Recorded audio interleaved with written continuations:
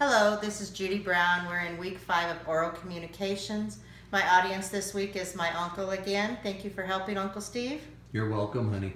I have picked a topic this week that is very passionate to my heart, and that is the importance of being with our children. So my title is The Importance of Being Home with Your Children During Their First 5 Years of Life. So for this speech, I'm going to try to convince you that you need to do this. I will address the importance of being home with your children during the first 5 years of life using biblical guidance in regards to brain development and the financial issues that come with working and staying home. So let's start with talking about what does the Bible say. Our first verse that we all know, and these come from the New International Version, and this is from Proverbs 22:6.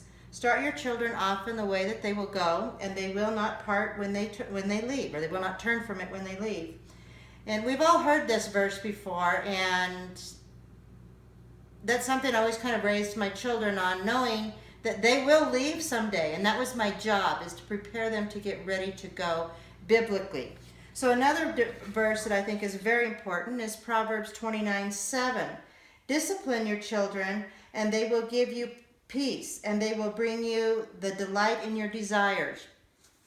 And so again, we must discipline our children to make them productive parts of society. And there is no from 3 John 1:4, there is no greater joy than to hear that my children are walking in the truth. And as a mother of grown children, it is such a blessing to my heart to see the integrity and the fear of God that they have grown up with and now passing on to their children. The California Children Family of Commission has lots of articles on the first 5 years in California. And one of the most interesting facts to me is 90% of a child's development happens in the first 5 years of their life. So when we think these wonderful little minds are not paying attention to us, guess what? You're wrong. They are absorbing everything. They also say that 50% of our life learning happens in the first 5 years of our life.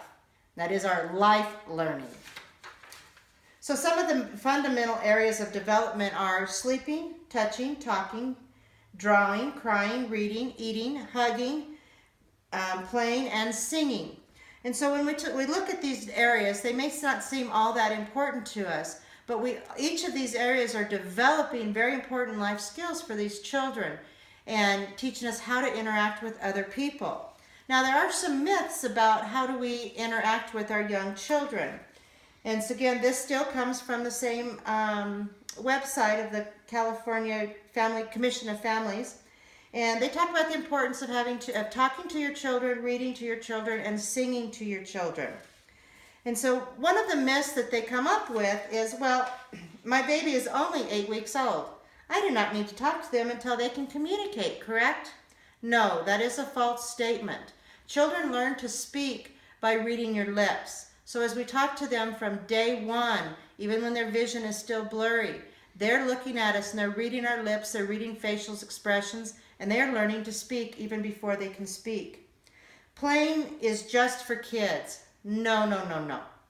We should be down on the floor playing with our kids as they're small. We need to be at their eye level. Again, they need to be seeing our facial expressions.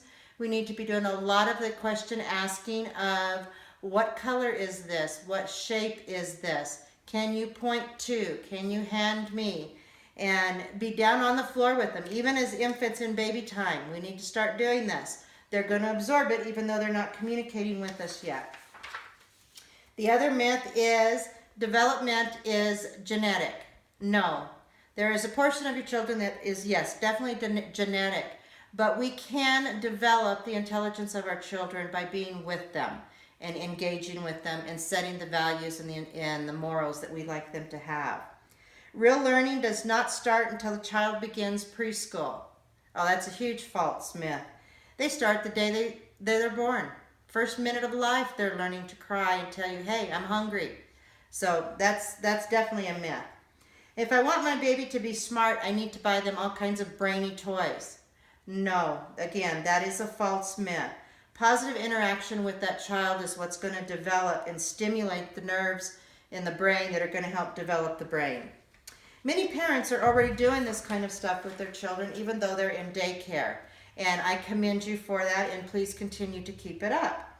But the more that we influence our children with the values that we think are important, the more the child will be willing to retain this information as an adult and have an adult with integrity, be an adult with integrity. So my next question to you is, how are you going to stay home? So my question is, how much do you really make? When people ask that question, their first response is going to be, oh, I make so many dollars an hour, or this is my weekly wage or my annual wage. But what I'm really wanting to know is, what do you really bring home after the expenses of daycare, fuel, and maintenance on the vehicle you're driving to and from work, and clothes for your job? These are just naming a few of those expenses. Statistics from care.com say child's care is expensive. And over the years, that the annual cost of child care is $18,000 per family. That is a huge budget. In most families, again, according to this website, the child care expenses are greater than their housing expenses. So we're showing 17,000, almost 18,000 here in child care, in housing, 17 in housing and 18,000 in child care. So once again, let me ask, how much money are you really making? Let's do some of the math. The typical American family earns $53,657 a year. This is taken from C&M Money. The average family then makes about $12.88 an hour, working 40 hours a week. They gross about $515.20 a month, leaving them approximate annual of $26,790.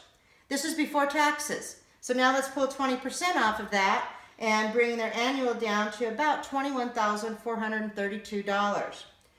So if you're spending $18,000 a year on child care and you're only bringing home $21,000, your actual money you're making for the year is only $3,432. That's working 40 hours a week. I did it at 50 weeks, so you do have I did give you a 2-week vacation in there. But this isn't figuring in any of your other expenses yet. So when we look at our numbers in this aspect, is the fact that we're going to work, we're being away from our children as much as we are, a good thing? I don't think so. So should we look at ways to cut our budget?